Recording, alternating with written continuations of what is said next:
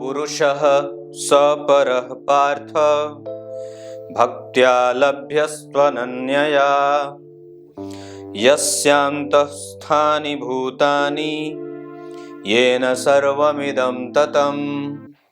प्रिय दर्शकों, नमस्कार। एक बार फिर से उपस्थित हूं आप सबके सामने मंगलवार के कार्यक्रम में। जैमिनी ज्योतिष के अंतर्गत कारक ग्रहों की चर्चा की गई है अलग से। जैसे लग्न में सूर्य कारक होते हैं, देवगुरु बृहस्पति आदि का प्रभाव ज्यादा अच्छा होता है नवम भाव आदि में, पर प्रत्येक भाव के अलग अलग कारक ग्रह होते हैं। पर ग्रहों के अंशों के आधार पर उनको कारकत्व की प्राप्ति होती है और उन्हें विभिन्न नामों से जाना जाता है। जिस तरीके से हमारे जीवन में प्रत्येक अंग का अपना अलग अलग महत्व होता है और वो उतने ही महत्वपूर्ण होते हैं, और सबका जो सेंटर होता है वो हमारा जो होता है वो स्नायु मंडल होता है। मतलब जो हमारे प्रत्येक वेदना और संवेदना को हमारे मस्तिष्क तक पहुंचाने का काम करता है। ठीक उसी तरीके से ग्रहों में अगर जो ग्रह सबसे ज्यादा उच्चतम अवस्था में यानी कि डिग्री में, ग्रहों के डिग्री में अगर वो सर्वोच्च स्थिति में बैठा है तो वो ग्रह उस कुंडली के लिए बहुत महत्वपूर्ण हो जाता है। मतलब वो अब ऐसी स्थिति में पहुंच जाता है जहां सभी प्रकार के ग्रह जो हैं वो उसके ही हिसाब से, उसके ही अनुरूप परिणाम करने लगते हैं या उसकी ओर मुंह ताक करके अपना परिणाम देने वाले हो जाते हैं।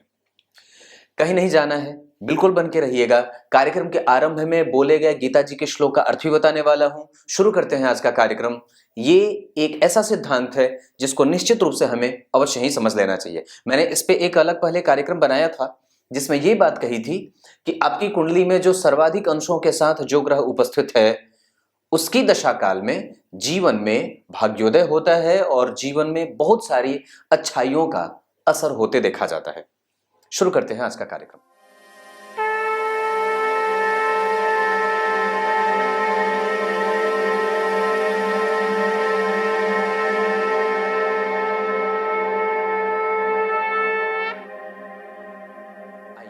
अब आपको सबसे पहले विषय पे लेके आता हूं। सबसे पहले बात यहां पे समझने वाली है, मैंने यहां पे आत्मकारक लिखा है, उसके बाद भ्रातृकारक लिखा है, यहां पे भ्रातृकारक,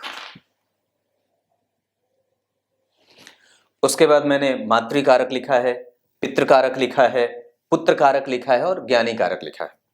मतलब ये कहने का है कि जो ग्रह आपकी कुंडली में सबसे ज्यादा डिग्री के साथ उपस्थित है वो आपकी कुंडली का आत्मकारक ग्रह कहा जाएगा। वो 29 डिग्री का है, वो 30 डिग्री का है, तो वही ग्रह आपकी कुंडली में आत्मकारक ग्रह होगा। मतलब वो ग्रह आपकी कुंडली के लिए और जीवन के लिए बहुत महत्वपूर्ण बनेगा और उसकी महत्ता बहुत ज्यादा सभी ग्रहों में सबसे ज्यादा हो जाएगी। अब वो कारक ग्रह जो आत्मकारक ग्रह के रूप में है, चाहे वो आपकी कुंडली के लिए कारक होता हो या अकारक होता हो व कुछ भी होता हो, उस पर हमारा ध्यान नहीं जाना चाहिए। उसमें सिर्फ हमें अंशों को देखना चाहिए। अगर वो जन्म कुंडली में डिग्री के आधार पर यथेष्ट और आगे है तो निस्संदेह ये बात सामने आ जाती है कि वो ग्रह आपके जीवन में महत्वपूर्ण फैक्टर बनने वाला है या महत्वपूर्ण रोल में अदा होने वाला है। उसकी स्थिति मजबूत होगी। अब जितने भी ग्रह होंगे उसकी ओर देखेंगे और तब जाकर के परिणाम करेंगे। वो ठीक आपकी कुंडली में राजा की भूमिका में आ जाता है। कहने का मतलब यह होता है कि वो आपकी कुंडली में महत्वपूर्ण बदलाव लाने के लिए जिम्मेदार ग्रह के रूप में देखा जाता है। अगर जन्म कुंडली में आत्मकारक ग्रह मजबूत हुआ, मतलब उच्च का भी हो गया और डिग्री में भी आगे है, और साथ ही साथ अगर मित्र की राशि में भी बैठ गया, अपने कारक क्षेत्र में बैठ गया, तब ये और भी ज्यादा उसके बलवान होने की स्थिति में उसे देखा जा सकता है। मतलब ये भी होता है कि उसकी जितनी ज्यादा उसके साथ फैक्टर जुड़ते जाएंगे अच्छाई के, उतना ही ज्यादा वो आपके जीवन में महत्वपूर्ण और सकारात्मक बदलाव लाने के लिए कहा जाएगा। मतलब वो जिम्मेदार हो जाएगा। जो ग्रह सबसे ज्यादा डिग्री में बलवान होगा, मतलब आगे है कहने का मतलब, वो आत्मकारक होगा। उससे थोड़े से अंशों के साथ ही, अगर थोड़ा भी अंश में कोई ग्रह कमजोर रहा, कमजोर हुआ या कम हुआ, तो वो भ्रातृकारक के क्षेत्र के अंतर्गत आ जाएगा। मतलब अब इससे कमजोर ये, इससे कमजोर ये, इससे कमजोर ये, इससे कम हुआ तो ये, और उससे कमजोर हुआ तो ज्ञानी कारक।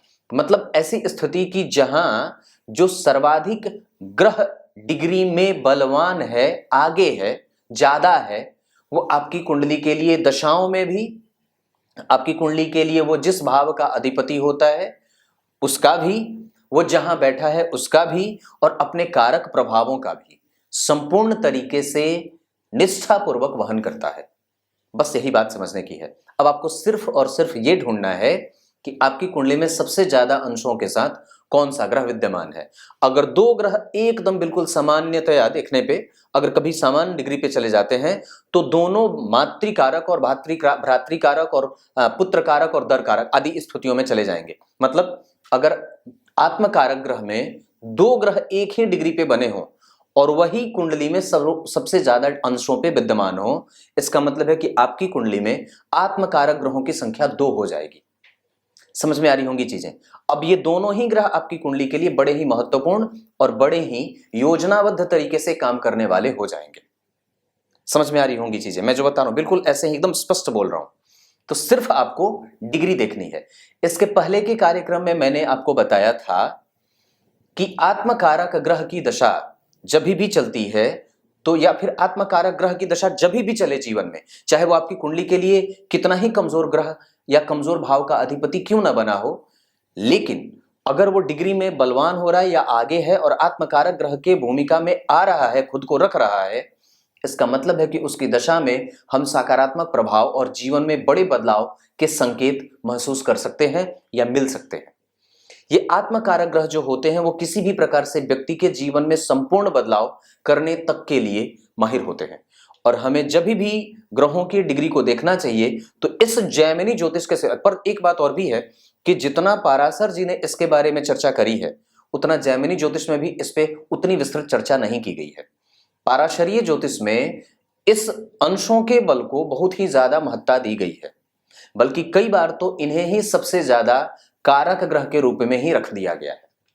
कहने का मतलब है कि जो ग्रह डिग्री में बलवान है उसके पास अनुभवों की अधिकता है, जो ग्रह डिग्री में कमजोर है उसके पास अनुभवों की कमी है। क्लियर है? बस इतनी ही अवस्था है। और जो ग्रह ज्यादा वो आत्मकारक, उससे कमजोर भ्रातृकारक का बल कमजोर होगा, उससे कमजोर मातृकारक का बल कमजोर होगा, उससे कमजोर पितृकारक का होगा, उसके बाद पुत्रकारक होगा, उसके बाद ज्ञानीकारक। मतलब ये कहने का है कि ये डिग्री के आधार पर आपको अब उसका वर्गीकरण कर लेना है कि आपकी कुंडली में सबसे ज्यादा बलवान कौन, तो उसकी दशा अच्छी, उससे कमजोर तो उससे थोड़ा सा कमजोर, उससे कमजोर तो उससे थोड़ा सा कमजोर, ऐसी स्थितियां होती हैं। अब ये बात बहुत अच्छे तरीके से समझने वाली है भाई साहब कि अगर वो आत्मकारक ग्रह आपकी कुंडली का भाग्येश हो गया, आपकी कुंडली का लाभेश हो गया, आपकी कुंडली का लग्नेश हो गया, आपकी कुंडली का पंचमेश हो गया, या केंद्र का अधिपति कोई आत्मकारक ग्रह बन रहा है, तब ये और भी ज्यादा अच्छी बात हो जाएगी आपके लिए, और निस्संदेह ये सबसे ज्यादा पुष्टिदायक हो जाएगी। मैं बिल्कुल छोटे शब्दों में आपको ये बात बताना चाह रहा था। मुझे लगता है कि ये काफी है। अब वो जिस भाव का भी अधिपति होगा या जिन जिन चीजों का वो कारक होगा, उससे संबंधित आप व्यवसाय कर सकते हैं, उससे संबंधित आप क्षेत्रों में अपना करियर बना सकते हैं, उससे संबंधित क्षेत्रों में आप लाभ प्राप्त कर सकते हैं, और उन कारक क्षेत्रों पे आपका वर्चस्व ज्यादा होगा। समझ में आ रही होंगी चीजें। बस इतनी सी बात है। तो देखना क्या है, सिर्फ आपको आपकी कुंडली में ग्रहों की सबसे ज्यादा डिग्री वाले ग्रह को देखने की आवश्यकता है कि कौन सा ग्रह कितने डिग्री पे बैठा है, और उसका एक सीरीज बना लेना है। सूर्य 29 डिग्री, चंद्रमा 25 डिग्री, मंगल 23 डिग्री, बुध 14 डिग्री, गुरु, ऐसे करके जो कम उसकी स्थिति कमजोर हो सकती है, जो सबसे ज्यादा है वो सबसे ज्यादा महत्वपूर्ण होगा, और उसकी दशा में लाभ की स्थिति भी प्राप्त होगी। और वही जो कहेगा, और जो ग्रह कमजोर होंगे वो अगर ये आत्मकारक ग्रह, अब जैसे मान लीजिए कि आपकी कुंडली का सर्वोच्च तरीके से भाग्य भाव का अधिपति डिग्री में कमजोर हो गया, इसका मतलब है कि आप निसंदेह ये बात कह सकते हैं कि भाग्य का बल कमजोर है। अगर आत्मकारक ग्रह जो बना है उच्च का है या बढ़िया बैठा है, तब निस्संदेह वो बहुत अच्छे परिणाम देने वाला हो सकता है। अगर वो डिग्री में आगे है और वो नीच का हो गया, तब वो सामान्यतया थोड़ा बहुत प्रभाव के साथ, थोड़े बहुत प्रभाव के साथ, कमजोर परिणाम के साथ वो जरूर आपको प्रभावित लेकिन फिर भी करता रहेगा, क्योंकि उसकी डिग्री यानी कि उसके पास अनुभव की अधिकता है। बस इसको ऐसे ही सामान्य तरीके से समझा जा सकता है। और ये देख करके आप ये बात आसानी से पता लगा सकते हैं कि किस ग्रह की दशा आपके जीवन में सबसे ज्यादा आपके अनुकूल बीतने वाली है और किस ग्रह की दशा आपके जीवन में आपके प्रतिकूल जाने वाली है या कमजोर जाने वाली है। बस ये इतनी सी बात थी, सोचा आपको बता दूं। कुछ इसी तरीके से आज के कार्यक्रम का समापन करते हैं। अब कार्यक्रम के आरंभ में बोले गए गीता जी के श्लोक का अर्थ बता देता हूं। गीता जी के 8वें अध्याय के 22वें श्लोक में भगवान ने बात कही है। क्या कही है? जो संपूर्ण तरीके से प्राप्त होता है उसका एकमात्र, किसी भी चीज को प्राप्त करने का क्या है? मेहनत। अगर मेहनत हो जाए तो निस्संदेह, आप जरा कुंडली को ही देखिए तो मेहनत का भाव यहां है और भाग्य का भाव यहां है। मतलब पहले आपको मेहनत करनी होगी, तब जाकर के उसका फल भाग्य के रूप में प्राप्त होता है। आप अगर सुंदर और स्वच्छ होंगे तो निस्संदेह आपकी पत्नी भी उसी तरीके से आपको मिल जाती है। अगर पूर्व जन्म का कृत्य कमजोर रहा तो निस्संदेह एक खराब दाम्पत्य भी मिल जाता है। कहने का मतलब यह है कि भक्ति ही एकमात्र ऐसी विधा है जिसके माध्यम से हम परमात्मा को, नाम जप क्या है? आप निरंतर जप रहे हैं, निरंतर उसकी स्तुति बनी हुई है, कुछ भी करते रहें, अपने जीवन में परमात्मा को शरण दे दो। दरअसल शरणागति उसके पास नहीं जाकर के करनी है कि हे परमात्मा मुझे आप शरण में ले लो। आपकी स्थिति यह होनी चाहिए कि हम अपने जीवन में उसको कितना स्थान देते हैं। अब तो यही बात है, हमने उसको अपने जीवन में कितना स्थान दिया है, क्योंकि वो स्थान प्राप्त करने के लिए निस्संदेह बिल्कुल ही उदार मना है। आपने जैसे ही एक बार मन से और हृदय से बुलाया, नेत्र छल छला करके निकल जाते हैं और वही भक्ति का स्वरूप है। एक बार पुकारा, सामने से वो आ ही जाते हैं। पर बस इतनी बात, शर्त इतनी सी है कि उसमें तन्मयता कितनी है और उसमें विह्वलता कितनी है, विकलता कितनी है। मिलने के लिए वो बेचैन है, क्योंकि वो हमारे माता पिता जो है ठहरे। कुछ इसी तरीके से आज के कार्यक्रम का समापन करते हैं। तब तक ले इजाजत दीजिए।